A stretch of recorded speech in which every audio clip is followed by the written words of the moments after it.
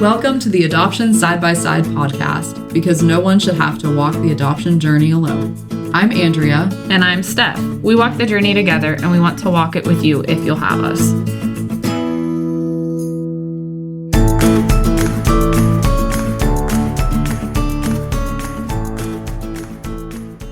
So on today's episode, we are going to be hearing about Stephanie's journey to adoption of her son. So take it away, Steph. Where does the story begin? So it starts back actually in 2017. Before Alex and I were even friends, I was diagnosed with endometriosis. And unfortunately, my case was stage 4, which we all know, like the stages of cancer. Stage 4 for endometriosis is the worst stage.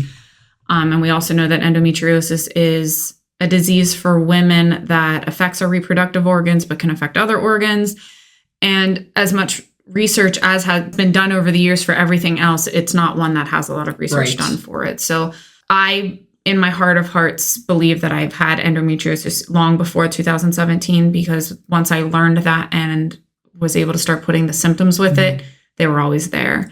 I feel like everyone has that journey of trying to reach a diagnosis says that. It's like, it makes so much more sense. Yes, it does. And what's sad is there's some women that, unlike my case, that my doctor was, once we had knowledge that there was an issue, we pushed for things. Some women don't have that. Right.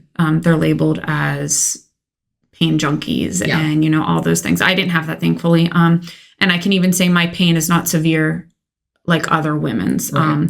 So I was diagnosed, and from diagnosis date to surgery date was just a few months, because they wanted to get in there and get it out, the endometriomas that were in there, because it was so severe. So I remember sitting in the doctor's office with my mom when they first told me it was stage 4, and the doctor looked at me and said, "You will probably not be able to have biological children because your ovaries are so damaged." And like anyone, I broke down, because like I had said before, being a mom was what I felt called to do. Aside from being a teacher, being a mom is something that I knew I wanted to do. So had my surgery. Unfortunately, they did have to take out my left ovary, and my right one was very damaged. And so therefore my egg reserve is very low. So Alex and I really started to become friends after that, not because of anything, just because we worked together.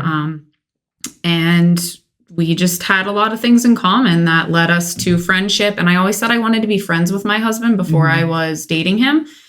And when we started being friends, there was no feelings there on my side, none whatsoever. Like, he was a friend, and he'll even tell you that like I was so in love with another guy at the time that he was like, but for him, he knew, but he knew that like I didn't have that. So he was happy just being friends. So we dated for 3 years before we got married. So our anniversary date for dating and our anniversary date for being married is exactly the same, November 20th, just 3 years apart from each other. And I can say in those 3 years of dating, I struggled a lot with even being with him, not because I didn't love him, not because I didn't feel that he was my forever, but because I didn't want to not be able to give him the family that I knew he wanted and that I wanted as well. And if he wanted biological children, I wanted to, more or less release him from me, because I wasn't going to be able to give that to him. So I struggled a lot with that. And you can ask him, there were many months that I was breaking up with him because my emotional state just got too in my head. I'm excited for the episode with our husbands now. So that he can tell you what that was like for him.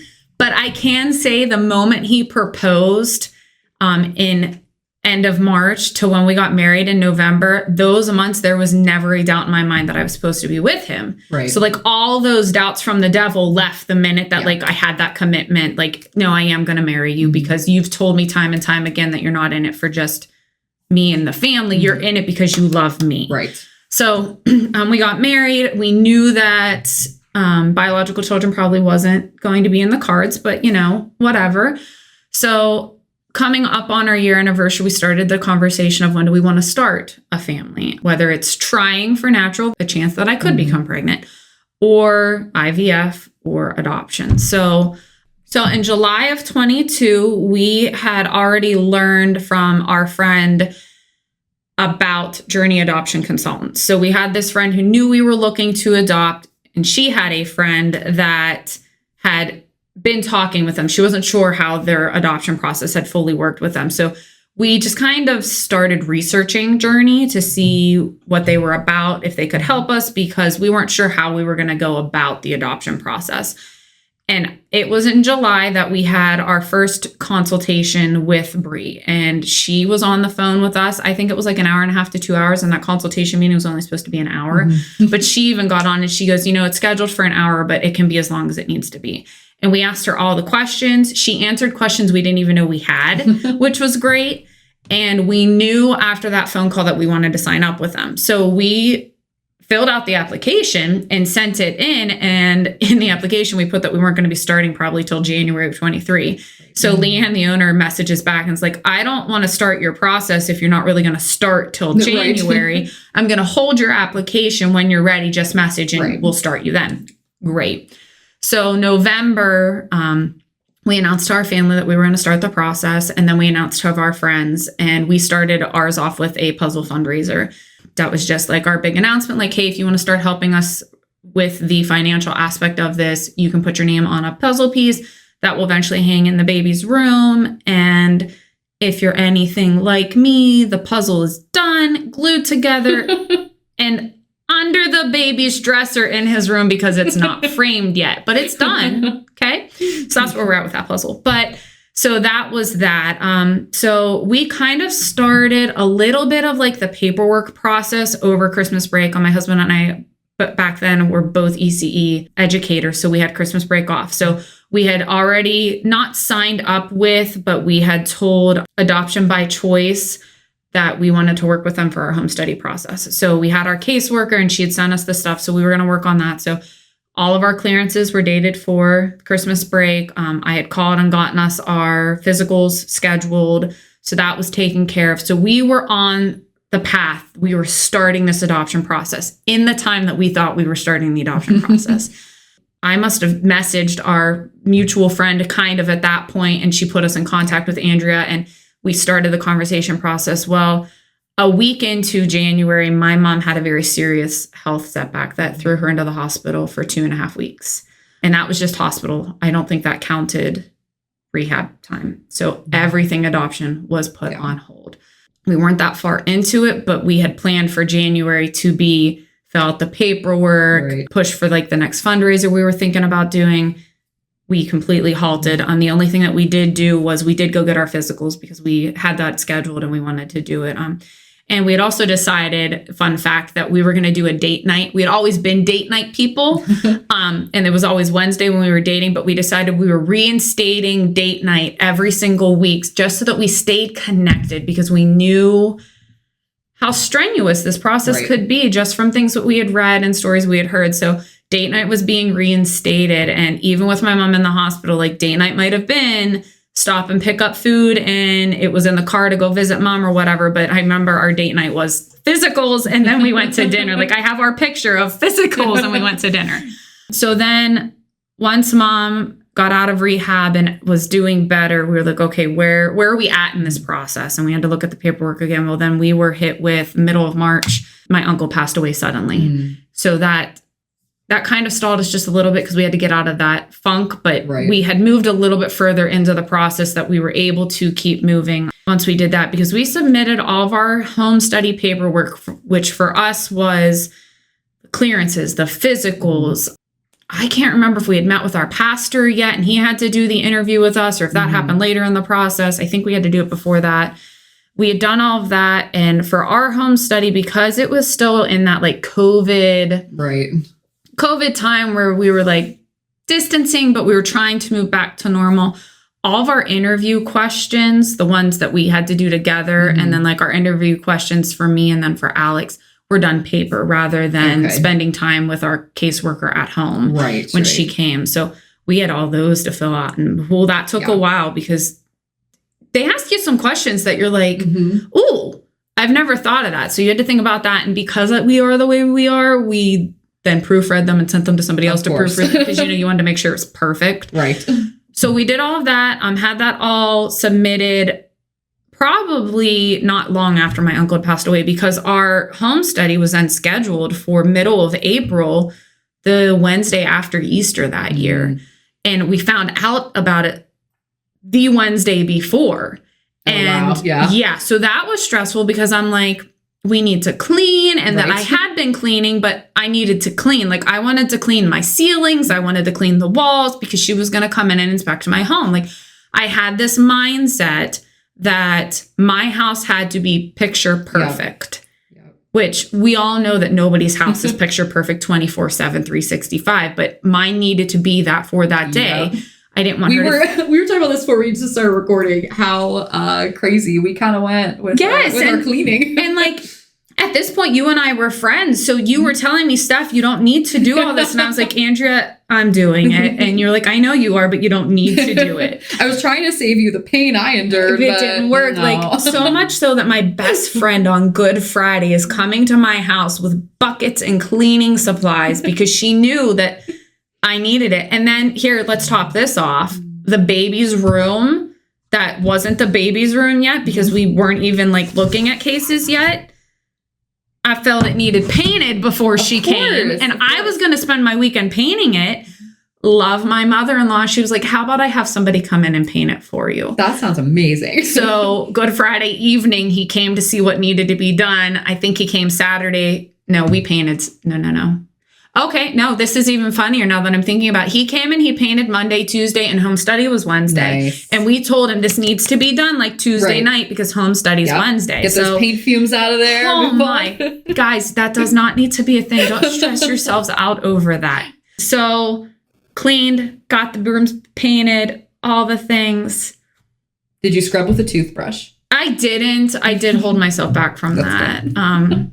They were there in case I wanted to, but I didn't. So Alex and I made the proper work arrangements. Like, only a week's notice. We both work at schools. Right. They kind of like a little bit more notice than a week, but we made it work. So I was supposed to go in to work for a couple hours, as was Alex, just to help with like morning stuff. And then we were both going to be home by 11 because she was coming at noon. It's all worked out. We're going to do it. I'm feeling a little anxious about that because I wanted to be home to, last minute cleaning. I woke up at 4 a.m. with the stomach flu. And at first I was like, no, it's just nerves. Like I was nervous about it. And then it was like, nope, this is legit. So I had to call in and I'm like, I'm so sorry, but I have the stomach flu. I cannot come in. And I went back to bed and Alex went to work and he came home at 11 and I was still on bed and he came up and was like, I need you to get up because I need you to go like get showered and kind of look like a human being. And so I did all the things and God was with me because I pulled myself together and our caseworker showed up and was great. So she came into the house and she looked around like the living room. And she said, well, show me where like the room for the baby would be. So we took her up to that room. And then she looked in every nook and cranny. She absolutely did because that's what they do. She did not. She didn't do any of that. She looked at the room where the baby was going to be. And because I am who I am, I was like, this room's not set up yet. She goes, it doesn't have to be set up yet. She goes, I just need to see that there's a space for the baby. We had our floor plans up. So I made a point of that because I wanted her to see that we had them up. Sure. And she said, great. And I did ask her, I said, I have like the fire exits on there and I put our phone numbers, for an emergency because the baby can read that. I even said that to her. She was like, yeah, you're okay. I was like, but I don't have on there where we're meeting. Do I need to put on there? Like, we're going to meet at the back garage. And then if there's she was like, you don't. So she's like, calm down. What you have is good. And then I think she looked at our bedroom and then we went down the stairs and we went to the kitchen just to show her what was there. And, I think all in all, she was in the house maybe 45 minutes. And she was sweet. She all my nerves were calmed down when she left. I was like, I didn't need to stress clean. And she's even said, she goes, people always stress about this and we're not here to hurt you. We're not here to make it harder. We're just here to make sure that the homes are safe for the children. Yeah. I feel like that's something I had to really keep in mind is they are there to help you. They want to place a child in your home. They're not there to find fault. They're really there to make sure you have as smooth a process as possible. Yes. And get the right kind of child for your home, the right situation for your home. And actually, she saw we had baby gates in a couple places. And she's like, oh, you have baby gates up already. And we just shook our heads like, yeah, those are up for the baby. And we were like, that's actually for the dogs to keep them at certain places at times. So that made us chuckle because, we were child-proofed in a way that we didn't need to be just yet, but because of our dog. So she left. And then once that happened, I went and I laid down on the couch and, still sick with the stomach flu, but I'd mustered through it and I breathed a sigh of relief because in my mind at that point in time, that was the hardest part that I had to get through. Right. And it was probably one of the easiest parts of it. Yeah. So that was done. And she said it would take her like a week or two to get the whole report typed up because, they have to do that for the state. And so we were able to comfortably then contact Jack, Journey Adoption Consultants, and say, hey, we're ready to start. We are going to be home study approved. And we wanted to be home study approved before that point because we didn't want the home study to hold us up in that process. Right. Because the home study is good for 1 year. And then with Jack, you had an 18-month contract. So we didn't want to be eating into our 18-month contract waiting on the home study to be completed. So soon as that was done, we started there. So Jack requires 10 classes. They had, I think it was 3 that you had to take, maybe 4. And then after that, you could pick whatever you want. But when you were in the class place, you could take whatever classes you wanted whenever. So we took our 10, submitted them, and then I was constantly taking classes because I wanted as much knowledge as possible because Alex and I had the conversation that we were okay with drug abuse. We were okay with some mental disabilities in the birth family.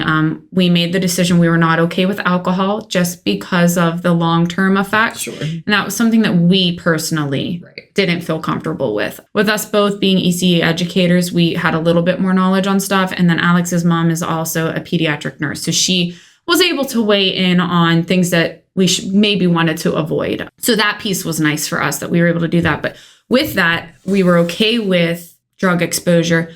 But I wanted to know kind of what to expect. You're never prepared for anything because each case is different, but I wanted to know kind of what to expect and what I could do and all of that. So I was taking all those type of classes, pre-me classes, what to do when they're older. Like I lived in the module system, just taking all these classes. Did you do all of your classes online or were there any that you would go to in person? So we did all online classes. And actually that was one thing we really liked about Journey was that all the classes were right there for us and we could do them whenever we wanted to. That was really nice. So they required that. And then they had a profile book designer who was on staff that was included in the price with the consultant package. So at that point, we were able to start working on that. And we were kind of prepared for that, but not fully because I had never seen a profile book. I didn't know what to do. We had already taken some pictures with our family professionally. We had that done back the fall before. But after talking to Erica, the profile book designer, we don't think we have enough pictures.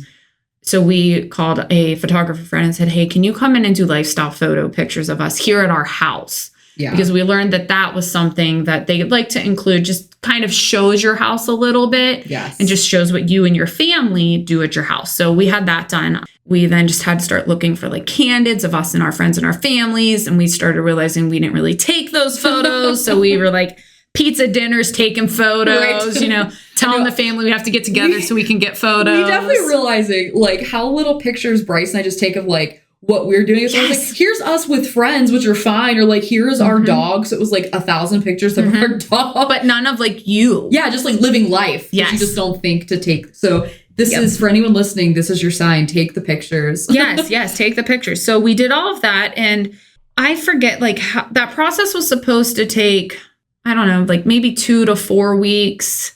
But I think it took just a little longer just because, once again, I'm a little bit on the anal side and we proofread everything and then proofread everything again. And then Erica and Leanne and Bree proofread everything. And then we had it all together and I didn't like some of the pictures. So I was sending Erica new pictures to drop in places. And so that's all completed.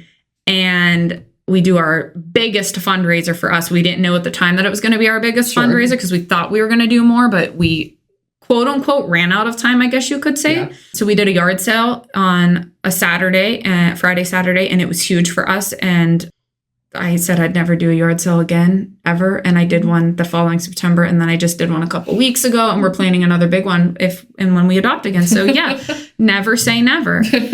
So yard sales in your future. Oh, it sure is. But I know what to do now. Yes. I've got it planned out. Yep. So June 19th, we got the email that we were quote unquote live with Journey, which meant we could start seeing cases. Super exciting. Like we're finally here. Like we've walked through all of this. You know, we had the setback with my mom. My uncle passed away. We've done everything. We're finally going to see cases. We're going to get to say yes. We're going to get to like pray over all of this. 2 weeks later, I saw our first case. And let me tell you, I drove Alex absolutely insane for those 2 weeks because I just wanted to see a case. So like I was very patient once I started to see cases, but those 2 weeks, I was probably the most impatient person. I was like a little kid standing at the candy store and mom won't let them buy the candy because there's a line. And I just wanted to see one case. Like we had worked so hard to get there. I wanted to see it. And I think it was July 2nd or 3rd, we got the case.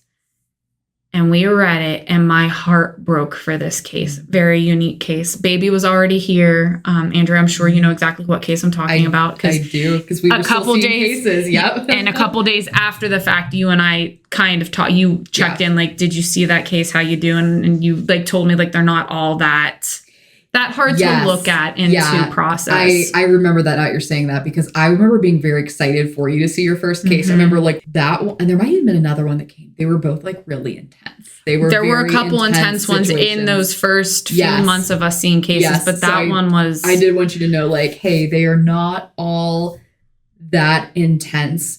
And I'm sure we'll say this a lot in episodes.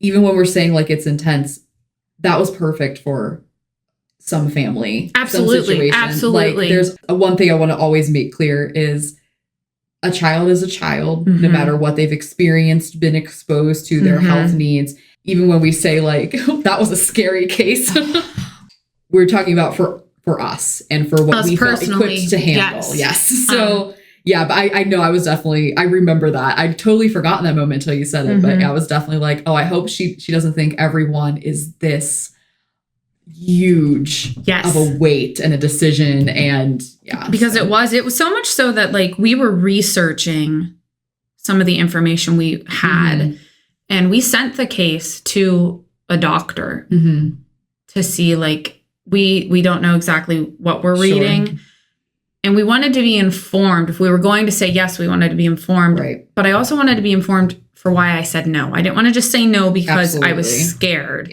Wanted to say no with knowledge. So we sent it to him, and it was actually July 4th morning. I remember because we were getting ready to go to the parade, all the things he said to us. And Alex and I looked at each other and we said, we're going to have to say no. Just it was our lifestyle. That baby just wasn't going to fit into the fast-paced, active movement lifestyle that we had.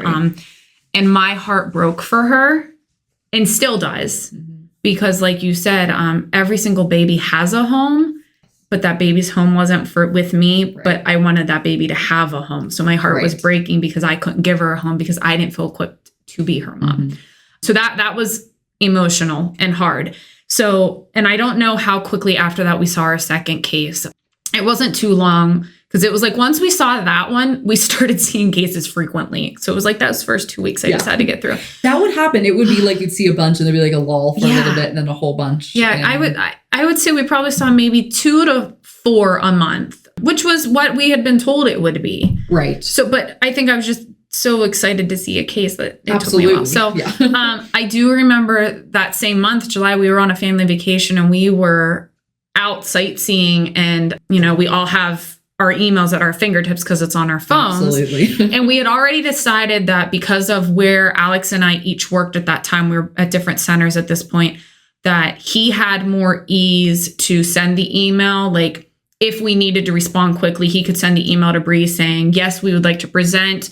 So you present your profile book to a birth mom, or no, we respectfully do not want to present. And he did that all the time. So we both get the email and we stopped what we were doing and read the case. And it was one of the ones that gave us a little bit more information. And I instantly felt connected. And it was a different case again. So I was in my brain, I'm like, why do I feel connected to this case? And it wasn't the second or third. I forget what number it would have been at that point.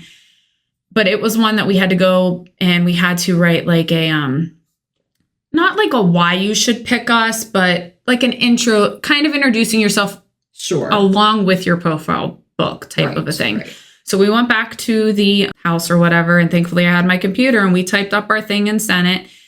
And it was about a week later, we got the message that we didn't match. And I was a little heartbroken because I felt connected. Right. And I said to Alex, I said, if I felt that connected to one that wasn't ours, I wonder what I'll feel like when it is ours. Let me just tell you, I didn't feel anything whenever I said yes to our case. I just said yes.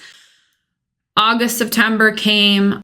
Just didn't have anything going on. Like, we're saying yeses, nos, all that. Right. And we did say yes often. We probably said more yeses than nos. So in October, Building Arizona Families contacted Bree, who then contacted us and said that there was an expectant mom that wanted to talk with us. That was new to us because we had never made it that far in the process. And at that point, Andrea had walked through kind of a lot of that, and you had your little one at this point. We were actually still out of state. We just got our son from the hospital, and we're doing the lovely ICPC stay that we'll talk about shortly. And I'm like talking to you like, Andrea, we're going to do this. And so I was so excited. So we got home from work and all that, and we sat in the living room for, I think it was 3 hours waiting for the phone call. And after a while, I remember texting Bree being like, hey, Bree, we haven't heard anything. And she goes, okay, let me reach out. And so she reached out, and she messaged back very quickly saying that expectant mom was getting in the car to go to the agency to have this phone call interview. So then a little bit more time passes, and the caseworker we were talking to at BAF texts me and says, birth mom is very emotional. She just needs some time. We want to give her that time. We want to get her the counseling that she needs. And we may or may not be like in contact, and that's okay. Like, an expectant mother is allowed to feel that. Of course. But on the adoptive parent side, when you think you are getting closer, it broke our hearts. And we did probably one of the biggest no-nos. We had told our families that we were doing this interview. So not only did we have to process that as close as we thought we possibly were, because she was talking to us and another family. So we still... Right. We were 50-50 at this point.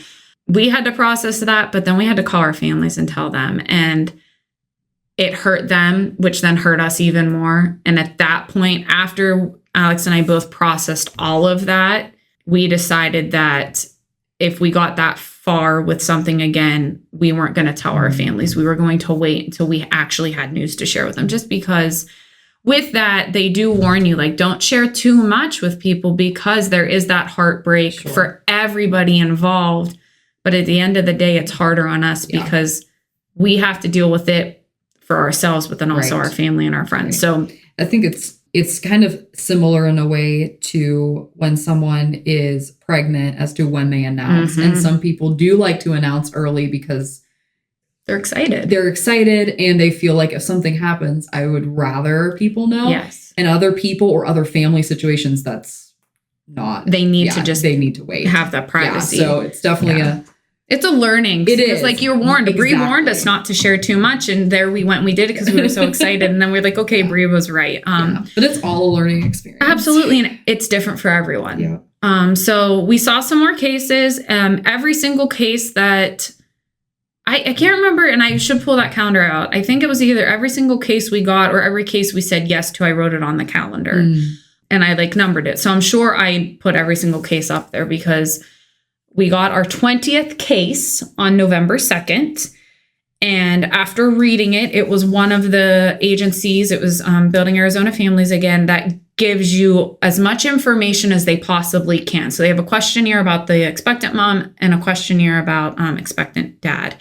So as much information as they can's on there. So I read through it, Alex read through it, and he was like, absolutely, yes, I don't see anything wrong with this. And I was like, hold up, pump the brakes a little bit. I need to reread this again, because there was something in there that wasn't clicking for me.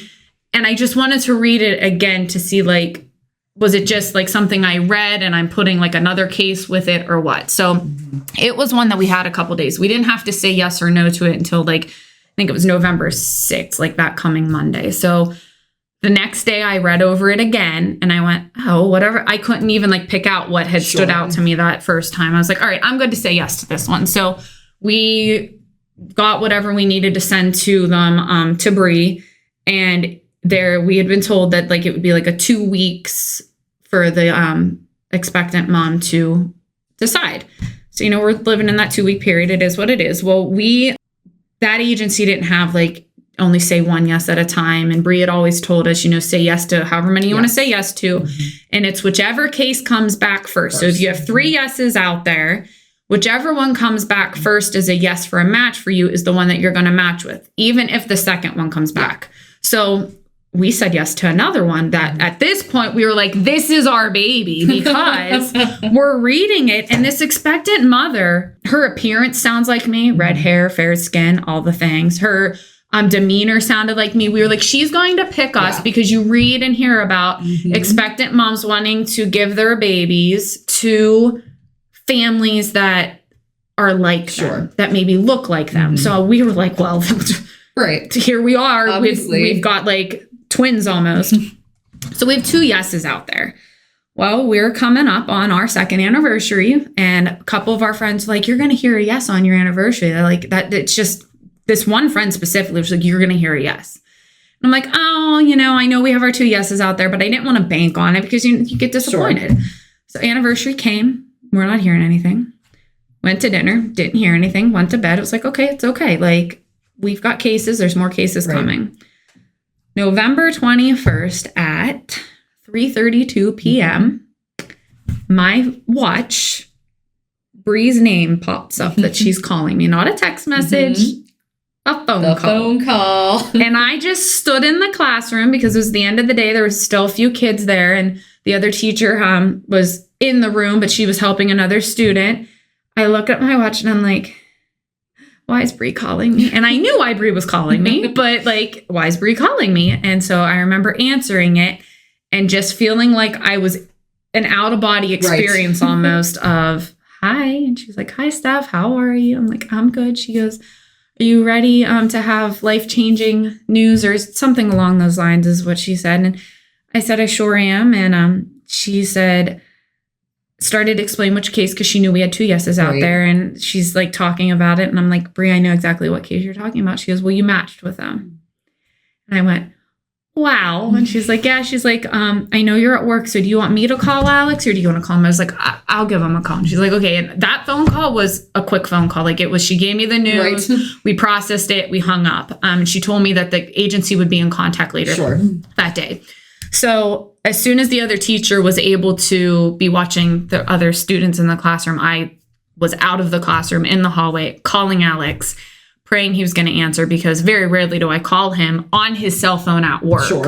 If I need him, I would call him at work. But I wanted the next person I talked to be him. So I was like, I can't call work and get, the office and then have to wait. So I'm like standing there, I'm like, Alex, please answer. Alex, please answer. And he answers. And after like all of that, he goes, I knew why you were calling me, but it didn't really click. He goes, because I was like, why is Steph calling me? And he's like, he looked up at the other teacher. He's like, I've got to step out for a minute. He stepped out and he goes, what's up? Kind of like anxious, like, because I don't call him. And I remember I started crying even harder because I had rehearsed in my head what I would say to him. Did you like dream of this specific moment? I did, and I wasn't exactly sure what it was going to be like. And he had rehearsed like what he would do because we didn't know who Bree was going to call first. We never told her it needed to be me. It could have been him, and then so I remember, hey, what's up? And all I said was, are you ready to be a daddy? And I'm bawling at this point, and I hear him go, what? And then I can hear the tears on his end. And he goes, which case? And I was like, the Building Arizona ones, the little ones due in December. And he goes, I'm leaving work right now. I think he had like an hour left in his day. He's like, no, I'm leaving. And I'm like, you should probably go talk to your boss about that first. He goes, well, what are you going to do? I'm like, I'm going to go talk to my boss, but I've got like 20 minutes left. So I'm not sure if she'll be able to let me leave or not, because it's only 20 minutes. He was like, well, I'll be at home when you get home because I'm leaving. So he did. He left. I went and I talked to my boss and I finished my shift and then I rushed home and he was on the front door, like our front doorstep when I got home. And he's like, all right, let's go. Because we were going to go tell my parents. And I was on the phone with my mom, but I'm like not giving her any inkling that like I'm coming over. I have news to share with her. Nothing. Alex and I haven't even processed it together because we're like, we have to go tell everybody. And then in the back of our heads, it's like, should we be telling everybody? Because what if something happens and it's disruptive? But we're going to tell everybody because we possibly have a baby coming our way. You're going to need to be leaving. You need to get stuff together. Oh, man, yes. So he hops in the car and I'm like, my mom's like, I'm going to get in the shower. And I'm like, I don't think you should do that, but I can't tell her that. So, you know. Don't shower. Be stinky. Yeah. So I'm like, how did you get out of work? Like, you should still be at work. And he's like, I went to the office and I said, I need to go home. And everybody knew what was happening in our lives. And everybody knew that like this day would be coming and we were going to be kind of aloof about it because we don't want coworkers and bosses knowing before our parents. Sure. He was like, I just went in and I said, I need to go home and I need to go home and be with Steph. And like, they knew me because I had worked there prior. So they let him go. Mm-hmm. Then I think they knew, but they knew to like respect and they didn't poke or prod, thankfully. So we pulled in at my parents' and I can't remember if we used the back door, if we went through the garage. And I remember my dad yelling to my mom, the kids are here. And she went, what? And he's like, the kids are here. She's like, all right. And she's in her house coat because she was getting ready to get in that shower. Right. Good thing you caught her. Yeah. And she like comes walking down the hall and she's just looking at me and you can't hide happiness. Right. I don't care who you are, you can't. I'm beaming ear to ear with tears, and Alex is standing behind me. I didn't know what he looked like, but my mom knew even more than when she looked at me. She's like, they have a baby just by looking at him. So I looked at her and started crying again, and I went, Mommy, I'm going to be a mommy. And those were words that I wasn't sure I was ever going to get to say, especially after my endometriosis diagnosis. So we just all started crying and like explaining like how it all happened and what case it was when the baby would be born, that we didn't really know anything other than what we had known prior. And we didn't stay long because it was the Tuesday before Thanksgiving. And we were all supposed to be going to the Thanksgiving service at our church. Well, we handed the check for tithes to my parents and said, we're not coming to church tonight. We have to go tell Alex's family. So they were like, okay, well, later I find out that my dad, who at this point, our pastor fully knew what was happening. We had interviewed with him. He was praying for us. He was always asking. We go to a larger church. So it's not like, you know, smaller churches where you have that connection with your pastor. But like he had seen me kind of grow up and his wife had been my music teacher. So we had a little bit more personal connection with him. My dad told me, he goes, I didn't tell him, but I told him that like the next time he saw you, you had exciting news to share. And I was like, okay, because you know I'm telling them like it's our news to share. Don't like share too much. So we left and we went to Alex's parents, and I don't think we told them we were coming. I think again we just showed up, and like we don't randomly show up at our parents' houses. And we walked in, and his mom was like, "What are you guys doing here?" And he's like, well, Mom, he did it like so matter of fact. I did it with like tears. He was like, Mom, you ready to be a grandma? And she went, what? And he went, are you ready to be a grandma? She goes, what? And then like the excitement ensued. And again, we had to be like, we don't really know anything. Right. So next stop, I think only because we drove past, we stopped and told his aunt and uncle. And then we did stop in town to tell his grandparents. He, of the 4 sets of grandparents, there's only one living. Mine are gone and one of his is. So we stopped to tell them. And then, of course, we had to go to Walmart. Of course. Because we didn't have anything for this baby. Nothing. Gotta go buy the baby things. I had to buy my baby's first onesie. And I'd always told Alex I didn't want to buy anything until we had a match yes. Sure. And then I wanted to go with that mindset of this is going to be a baby. So baby was going to be born around Christmas. So naturally, I bought my first Christmas, or maybe I probably bought 2 at this point, a Christmas outfit that was just too stinking cute. And then I know there was one that said my first Christmas. Yeah. And we held off on telling the rest of my family until Thanksgiving Day because very close with my cousins. They're like sisters for me. And one was working and it was just going to be easier to wait till Thanksgiving Day. But I remember before we even went to Walmart parking lot, Robin, who was the match coordinator with BF, called and she said, I have a packet of information coming your way. She goes, but I'm not sure when I'm going to get it to you because it has to go through our legal team just to make sure it's all good before I send it to you because it's legal stuff that you then have to sign off on. And with the holiday being 2 days away, I'm not sure we'll get it all processed. And we said, that's okay. Like, we understand. But in the back of my head, I'm going, it's November 21st and this baby's due date is November or December 20th. Yep. That baby could come anytime now. That's and right. in Robin's head, I think she's thinking, like, I got to get this to them because this baby could come anytime. Yeah. So we didn't get anything on Wednesday, which we kind of understood. Like, with the holiday, was legal team going to be in? Would they get it processed? All the stuff. So Thanksgiving was hard because we didn't tell my family until like after the meal. And I did it like I had my first Christmas onesie and I just like handed it to my aunt, my mom's sister. And I watched her like process it, but not fully process it. Like, why is stuff showing me my first Christmas? And my cousin who's sitting next to her went, Mom, do you like know what? She goes, well, yeah, my first Christmas. And she went, Mom, she went, you're getting a baby. And then the whole room just erupted. So then the following week, Monday comes and Robin's like, I have the paperwork to legal team, but I'm not getting it back. Tuesday came, still waiting. Wednesday came, she's emailing me, your whole legal team has COVID, so our paperwork was on hold. And I'm like, that's okay. That's par for the course, for this whole like journey we've done. There's always a glitch. Yes. It's okay. As long as you know it's coming. And yes, so Friday afternoon, I'm setting up for my best friend's wedding. And Robin calls me and says, I have your paperwork. You have X amount of hours, but because it's the weekend, you have to have it notarized. And I was like, well, Robin, I'm going to tell you right now, I'm going to need till Monday because my best friend's getting married tomorrow and I'm not going to be able to get to a notary. Like, right. I just am not. She was perfectly okay. We've already it's okay. Right. She was, the paperwork says, I think it was like 48 hours and it was going to be 72. She goes, I know that it's going to be coming. So I get home between setting up and rehearsal, and Alex and I are reading this paperwork, and our information that we got in that told us that this case was very unique. It was not a case that even most people would walk through. Mm-hmm. It was a case that was being handed down from the courts that this baby did need to be put up for adoption. The birth mom, expectant mom, had already said that, but the courts were saying this needed to be done. So there's a lot in the next coming months of information that we're not sharing just for confidentiality purposes.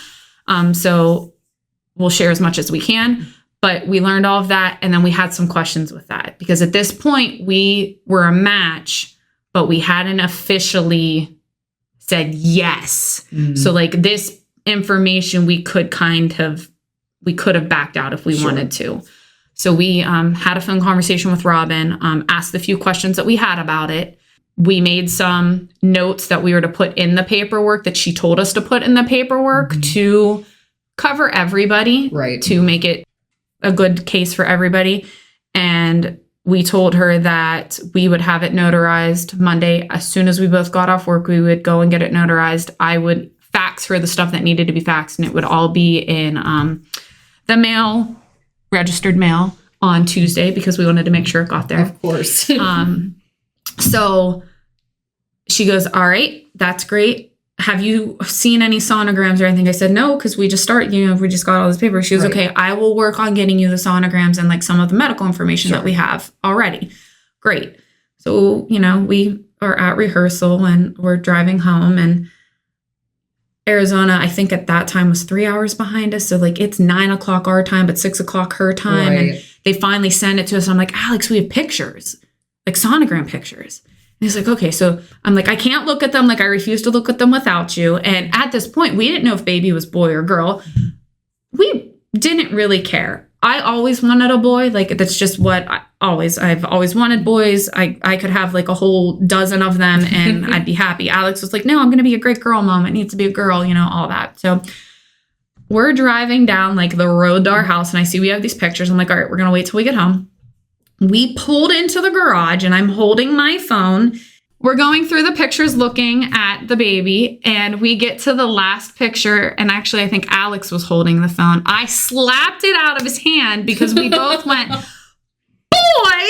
And I slap it out because we're not supposed to know what the baby is. And he's like, why'd you do that? I'm like, because we didn't want to know. He's like, too late now. Because we weren't expecting that. We weren't expecting for there to be a photo of baby boy. So we're like, oh my goodness, it's a boy. And then I was like, well, sonogram pictures can be wrong. So we get in the house, and at this point, it's a boy. Like, it's a boy, it's a boy, it's a boy. Alex starts, and he's probably going to yell at me for like saying this, but I tell everyone because he wanted a girl. He just started walking around the house, and he would stop and get like in this like football stance and go, it's a boy. Like, he was so excited that it was a boy. Like, it just it just made my heart melt. So we then read like the blood work paperwork. Sure. And again, it confirmed it was a boy. So his mom was like, it's a boy. Mm-hmm. So I need to be up at 6 a.m. for best friend's wedding. Mm-hmm. I don't think we went to bed till like 1, 2 a.m. because we were calling everybody to tell them it was a boy. FaceTiming them too. My best friend, Christy, she's getting married the next day, and I'm FaceTiming her at 10 o'clock at night. And I'm like, what you doing?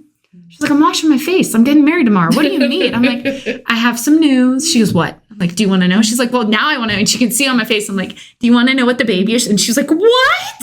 I'm like, it's a boy. She's like, no way. I'm like, but don't tell anybody because I want to tell best friend. Like, she's my sister.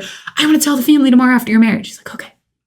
So into like, after we called everybody, after we FaceTimed everybody, we get our paperwork done on Monday, get it notarized, told that lady how excited we were. She's excited for us. And then it was just kind of waiting for like those next couple weeks. So that was December 4th. And, we wait till Christmas time, just waiting for the call. And we had like our caseworker called us and had a conversation with us. And she was like, don't take off work and think that you need to be here the week of due date, because we all know babies come when babies want to come. Because we were in our last day of work will be this day and we'll fly. She's like, don't do that. Mm-hmm.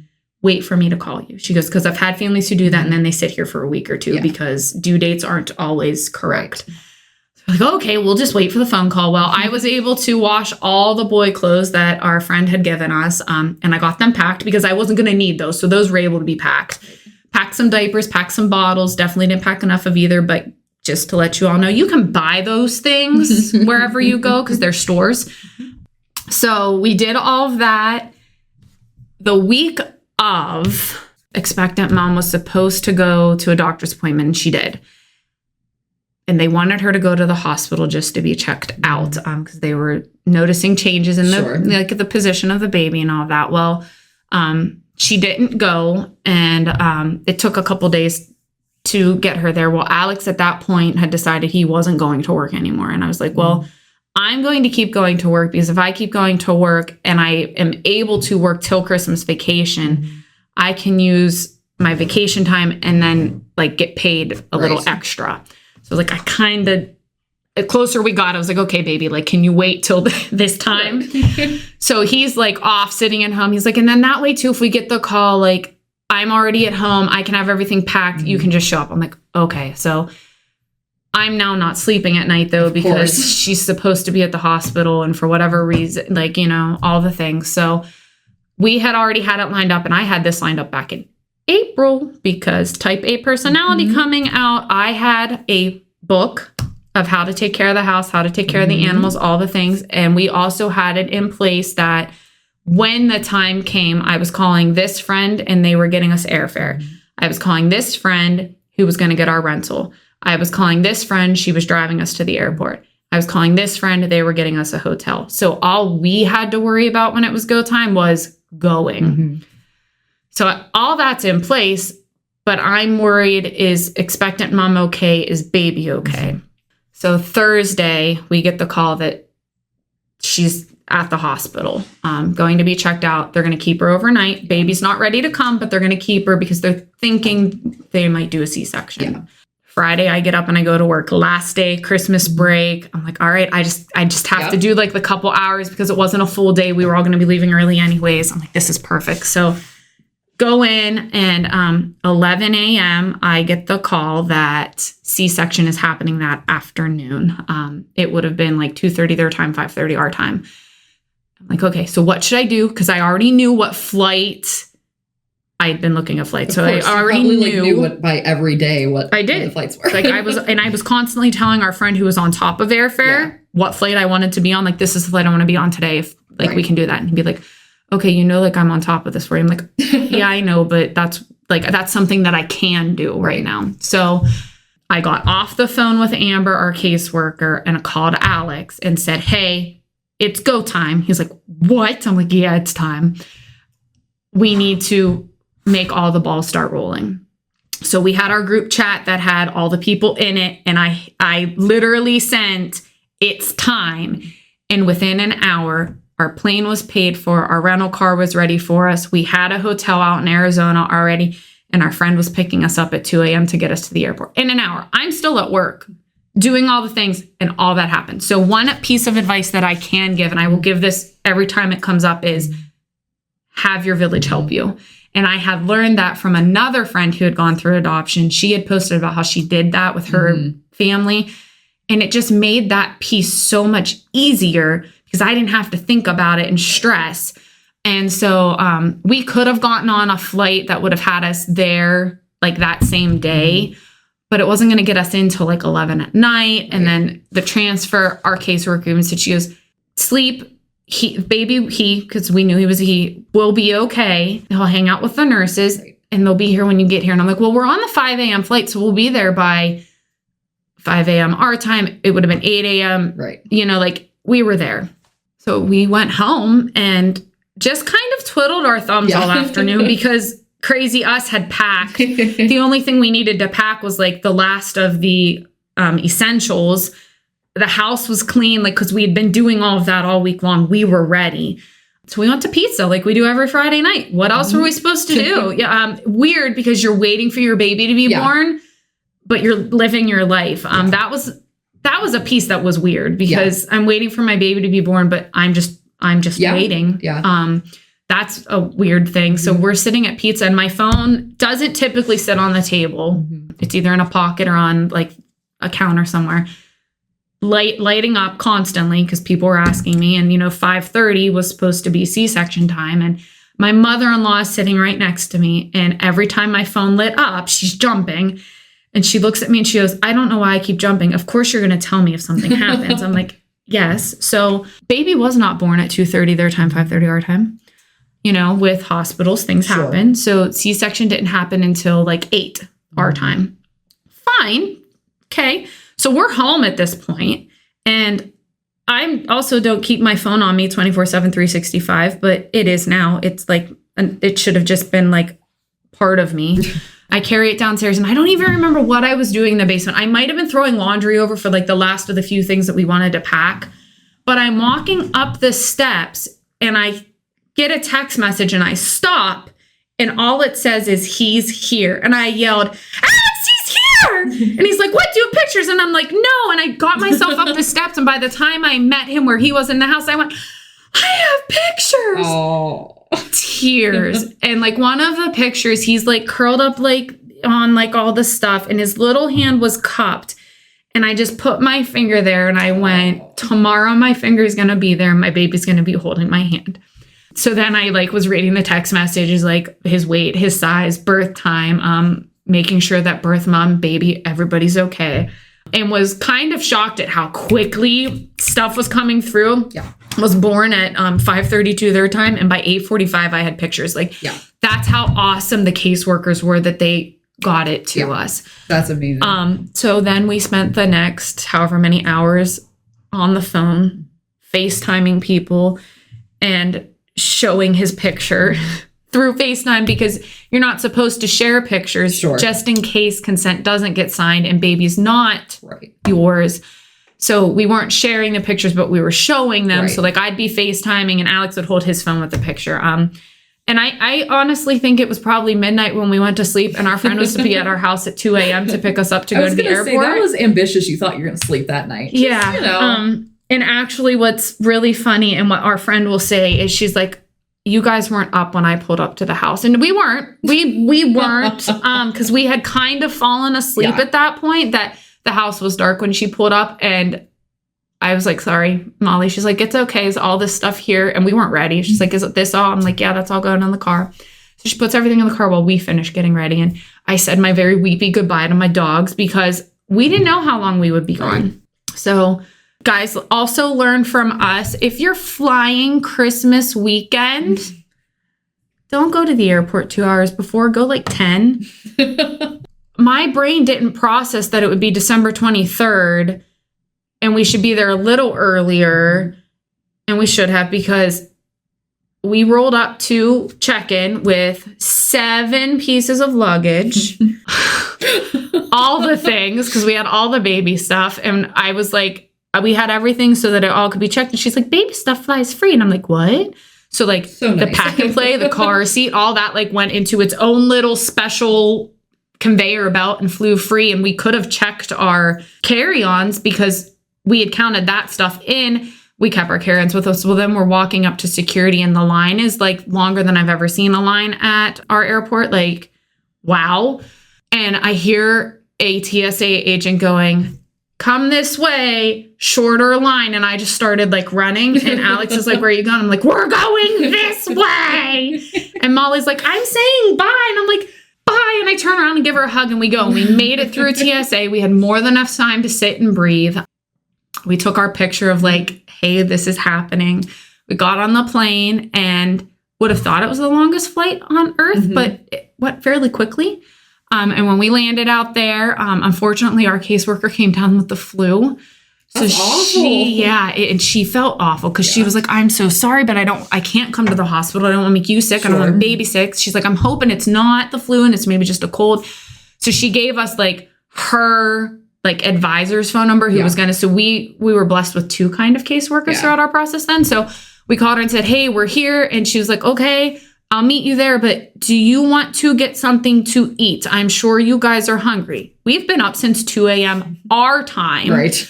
It's now whatever time it was out there. We were like, yeah, can we do that? Like, we want to see our baby, but we should probably be like nourished before this happens. So we went, got our rental car, all that, which all smooth because best friends in the world, did all the things for us. Got something to eat. And then we said, hey, we're headed to the hospital. Well, we beat her to the hospital by like 15 minutes. So we sat in the lobby and just twiddled our thumbs. And I'm like super anxious, nervous now. Like up to this point, I was kind of okay. But this point, I'm like, I want to go see my baby. Like I know, like, which is, I don't know what floor he's on, but like he's in this building. So she gets there and everything leading into being here, everybody was expecting that little guy would have a NICU stay. She walks in and she, I'm Becky and I'm like, I'm Steph, this is Alec. And she goes, want to let you know he's not in the NICU yet. And we're like, what?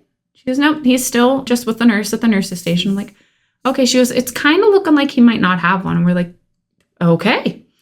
So we are about to step on the elevator and she gets a call. She's like, hold on, guys. We're like, okay.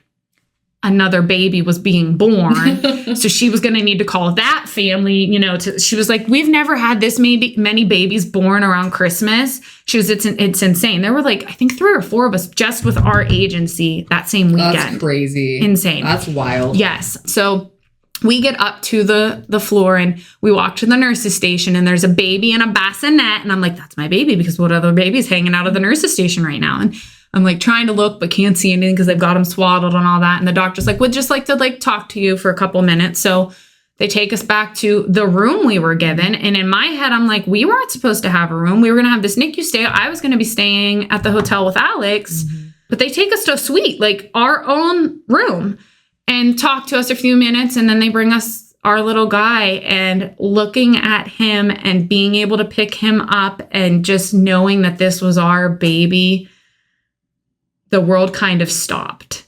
And for me, we bonded like in that first look. And when I turned to look at Alex and asked him if he wanted to hold our son, of course he wanted to hold our son, but I was like, do you want to hold him?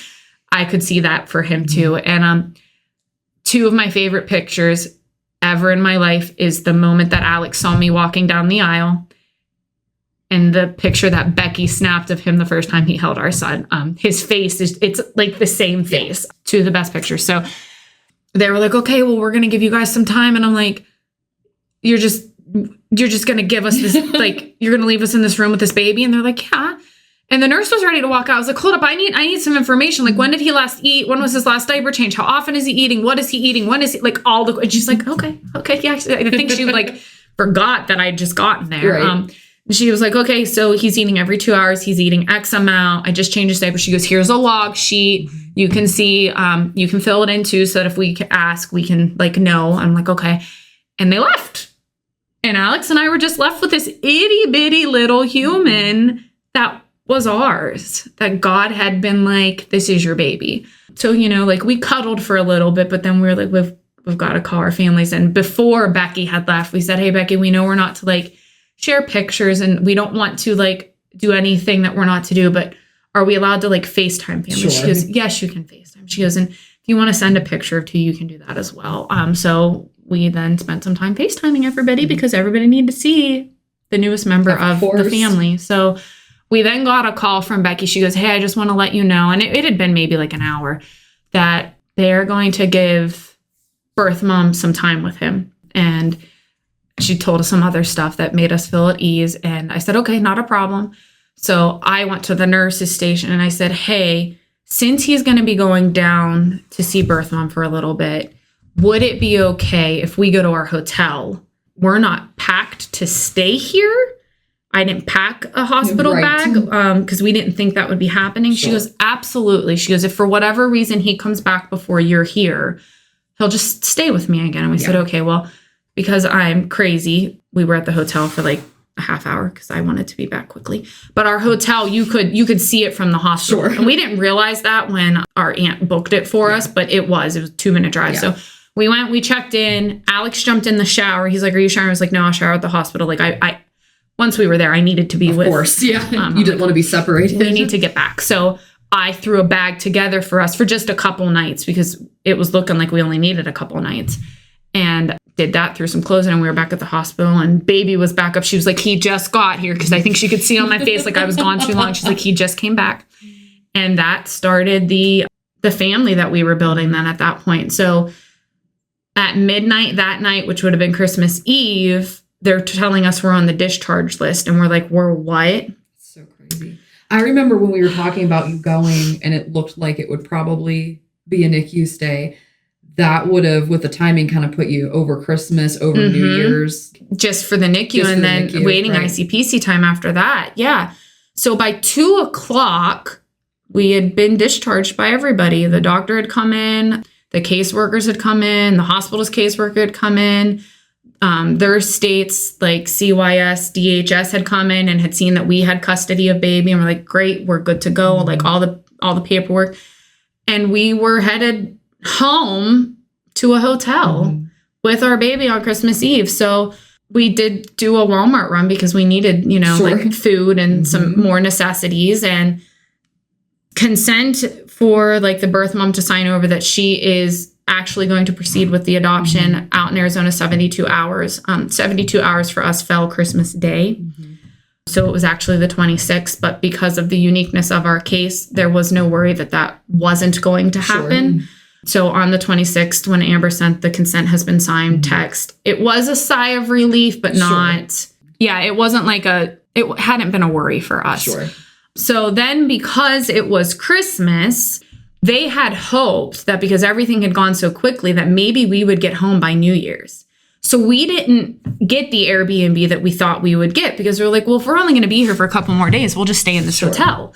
And the hotel was nice. Like we had our own little room, like dinette, kitchen, like it was a nice little room. Yeah. New Year's weekend came and we weren't leaving because everybody was on Christmas break.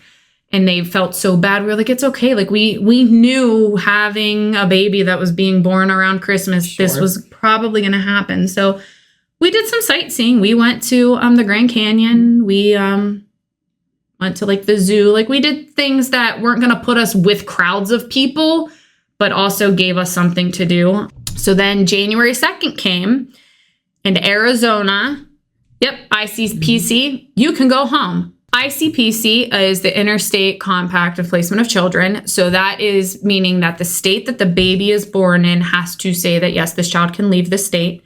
But then the home state, so for us, PA, had to say, yes, you can come home. Arizona read over everything, was happy, so we were able to go. Now, I can say there was a slight glitch with a little bit of the paperwork. We didn't have like the right form from the hospital, so we did have to wait a day on that. So that set it back a little bit. But so Arizona was like, yep, you're good to go. That meant that we could leave Arizona. We could go to any single state we wanted to, but we could not come back to PA.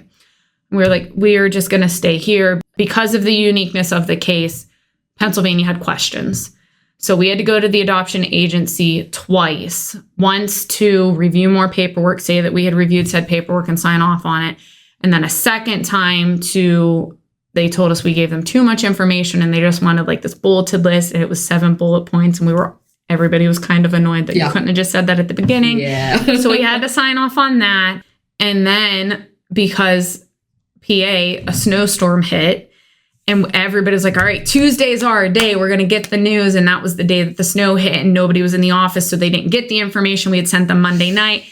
It was just a whole thing. So Wednesday morning, January 12th, I think it was, I woke up and I was like, we're leaving Arizona today.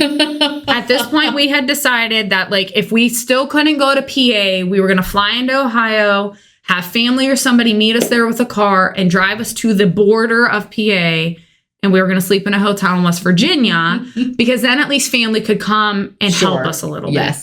So I'm up, I'm showering, makeup, hair, all the things. And I get the text from Amber, you guys are good to go. Yay. Instantly, I'm on getting us a flight. Alex is loading the car up. Getting the car seat out is no joke. So kind of glad that we were at the airport probably 3.5 hours before flight. So I've got little man in the boba and Alex is fighting with a car seat, and all these other cars are being returned into the rental area, and we're just in there fighting. We're watching YouTube videos. I think trying to get the base out took us a half hour. So much so that some guy came up and was like, hey, do you guys need help? We're like, do you know how to get a base out? And he was like, I don't know anything. We're like, no. So with a crowbar, maybe? Yeah, right. Yeah. I was like, well, at least we know we had it in there tight. Right. So we eventually got it out, got everything put back. We had saved the car seat box that we took with us because we never took the car seat out of the box. We just had it. Right. So we kept the box and just put everything back in the box, taped it, and everything flew home free again. So mental note, do that. Get everything, return the rental car, get ourselves checked in, ate Chick-fil-A for lunch because, why not?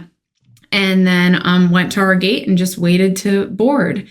And so we got on the plane, and I was very nervous because, little man is 2.5 weeks old. How's he going to do flight? So everywhere had told us, suckling on up and down. So I think I was able to feed him going up, coming down, though timing didn't work out for feeding, but he had his binky. Wasn't a super binky baby at that point yet, but perfect. He didn't cry the entire time. He was just the best little guy. So we landed and we're waiting to get off because we flew Southwest. So we purposely, family boarding, we got on first. We purposely went to the very last row and sat.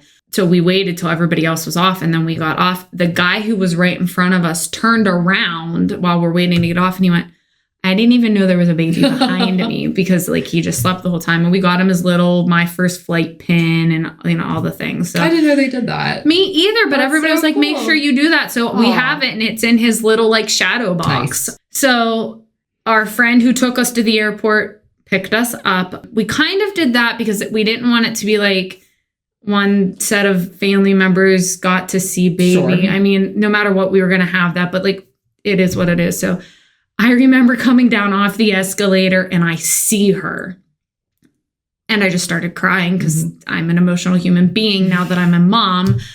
And I just start sprinting almost with little man in the boba wrap holding him. And I'm just going, Molly, Molly, Molly, Molly, Molly. And people are looking at me and I just fell into her because she was, once I saw her, I knew I was home. Yeah. And there's that moment of always dreaming that, your baby is home. Truly home. Yes, home in the hotel for a couple weeks was great bonding time. But now it's we're home. So she had everything. It took us so long to, get off the plane. And we went to the bathroom, change diaper and all that she had all of our luggage ready for us. So we just went out to the car. Alex and her put everything in the car and we were home an hour or whatever later. So then the next morning we did the tour of introducing our baby to our family members, handing him to my mom for the first time, bawling. Alex handing him to his mom for the first time, crying. She's counting his toes. And then just meeting all the friends and family throughout that whole process was just amazing. Yeah. So TPR, which is termination of parental rights, happened out in Arizona in February. That was kind of the final thing that Arizona needed to do for our process. We did have to have a home study visit placement visit, a month with being home. I think Kelly came like the first week we were home almost just to get it done. And she said, we'll do 2 more of these. She goes, Pennsylvania, you have to have custody of the child for 6 months before it can be finalized. She goes, so we'll place them so that works. And then she said, if something happens and we need to have another one, that's okay too. So it was just kind of great being home, finding our rhythm, being parents and having jobs. Alex went back to work. He was home a week and a half, I think, and then went back to work. I was home till the beginning of March and then went back, and I had a rough go with it. I did have some postpartum depression because I didn't want to leave my little guy. So that's why eventually into April, we decided that I was going to become a stay-at-home mom, and that kind of relieved all of that stress.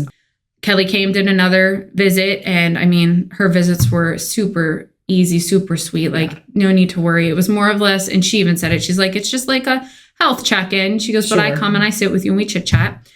And then her last one, I think, was in June, because we then had our lawyer here that we had to do all the paperwork for. We met with her. I forget when we met with her, but we met with her so she could kind of go through what would happen at the hearing. And then we got the date, and it was a little further out than we wanted it to be. It was July, and we had been hoping to finalize in June. That was our 6-month mark, but the courts were backed up, so you can't do anything about that. So that day came, and, you know, we all got dressed up. My parents came, Alex's parents came. We kept it small, and we gave our testimonies. Alex a little bit more than me because he went first, so he had to talk more. And Kelly was there, and Bree was there. They both zoomed in, so they were there with us. And at the end, the judge was like, I don't see any reason why not to make this final. And he sat there and signed off on it. And surprisingly, I did not cry like I thought I would. Cried every other time. We took our pictures, and our lawyer said, give it about a month or so to do anything for a birth certificate, but we will send you like the adoption decree and all that. And we went to lunch, and then we went home that day, and I had been working on our puzzle, and it's so fitting that we put our last piece of the puzzle in that day. That's and so I awesome. hadn't planned that. Like that, it just happened. So I have a picture of the last piece, all 3 of us, like pushing it into place. And then, like I said, the puzzle, it's glued together. It's just not in a frame hanging on his wall. You'll get there. We will. Alex keeps saying maybe by his 2nd birthday. So then started the birth certificate saga, but we'll talk about that when we get to paperwork a little bit more. But it did take us a while to get it. No fault of really anybody's except for our county court clerk who should have been doing it. And then like I didn't realize one thing had happened when it had happened, and there was a glitch there. He now has our last name and all that for over a year. We finally have a new social security number for him. And it's just being a mom, like everybody always tells you how amazing being a mom is, but living it and doing it yourself is just, there's no greater job in this world. And I can't actually even fathom thinking about having to go back to work if I would need to, or wanting to go back, because I love seeing every single little minute of his life and watching him grow and learn and being there for all of that. And I mean, we work so hard that even though he was with family while I was at work, I'm so happy that I'm getting to be there with him every step of the way. So that's our story. I know it's like a long story, but everybody's story is long. Yeah, it's a great story. And it's our unique, loving story. And he is a miracle baby. I can say that. Thank you, Steph, for such a beautiful story. You couldn't see what was going on here, but it was both of us like tearing up and like trying not to like make too much eye contact or we were both going to lose it. So I hope that getting to hear a personal story of adoption and the hard moments, the difficult moments that then led to such a joyous ending was inspiring today. And if you are, in that process yourself or considering the process, I really hope we can come alongside you with our own thoughts and prayers. And so we're going to close in prayer today. Dear Heavenly Father, I thank you so much that we could take some time today to talk about Stephanie and Alex and their journey to becoming parents. I thank you so much for this little man that you have gifted to them to raise, to care for, to love. And I am just so thankful for the testimony this is for their family. And I pray these words today were encouraging to our listeners. and that you'll bring us back together safely for another episode in the future. In Jesus' name, amen. Well, thank you for listening today, and we hope you enjoyed today's episode. You can find us on Instagram at Adoption Side by Side to listen to more episodes and to follow along in our own personal adoption journeys as they continue.